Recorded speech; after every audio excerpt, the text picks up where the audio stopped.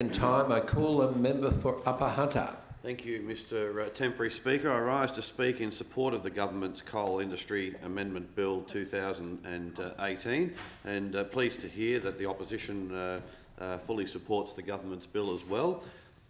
This bill amends the Coal Industry Act 2001 to ensure that all workers in the coal industry are covered by the specialised workers' compensation scheme operated by Coal Mines Insurance. These legislative amendments will ensure that the Coal Industry Act continues to function as it is intended. The New South Wales Government is committed to the health and safety of workers, and this is a vital step in safeguarding that all employees working in or around coal mines are treated equally by mandating coverage for all workers who engage in mining activities within the coal industry, whether they are employed directly by a mine operator or by a labour hire firm. The health and safety of coal workers is particularly important at this time when there has been a worrying return of coal miner pneumoconiosis, a potentially fatal lung disease. Unfortunately, there have been 2 reported cases of pneumoconiosis in New South Wales coal mine workers, and the first cases since the 1970s. We have also had confirmed a case of simple silicosis.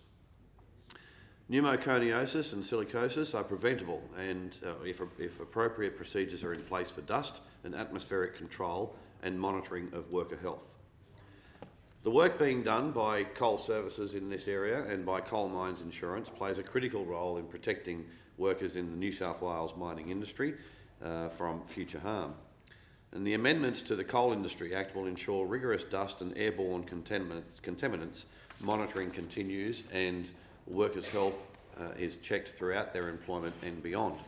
Mr Temporary Speaker, I'd also take this opportunity to bring to the attention of the House the importance of the coal industry.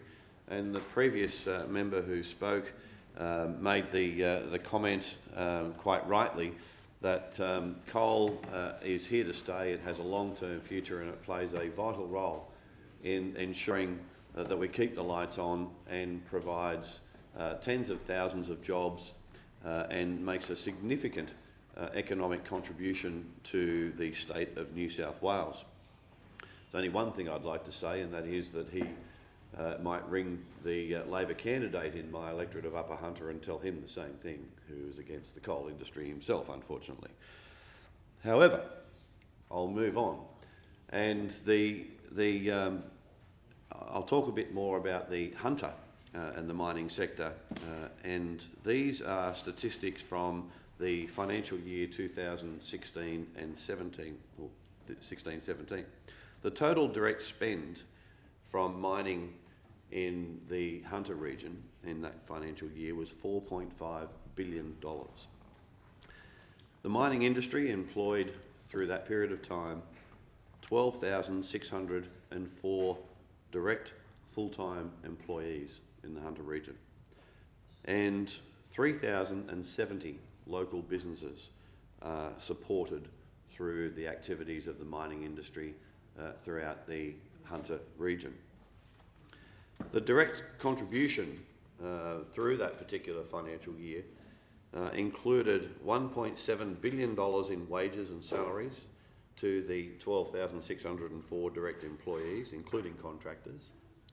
And importantly, we're looking at contractors as part of this Coal Industry Amendment Bill to ensure that they receive the same rightful protections as permanent staff employed directly by the mining companies.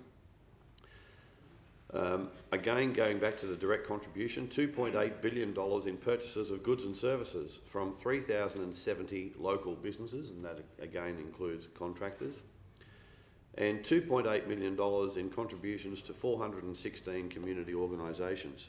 Importantly, the $4.5 billion in direct amount of money in direct spending generated $6.1 billion in additional supply chain goods and services purchased, and $2.9 billion in wages and salaries associated with 50,000 293 additional jobs supported in the Hunter region.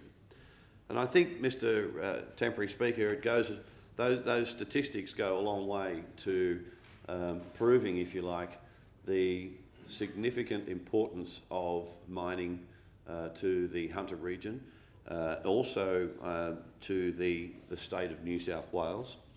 And when we look at the direct contribution to the state of New South Wales, it was at $10.4 billion for the same financial year.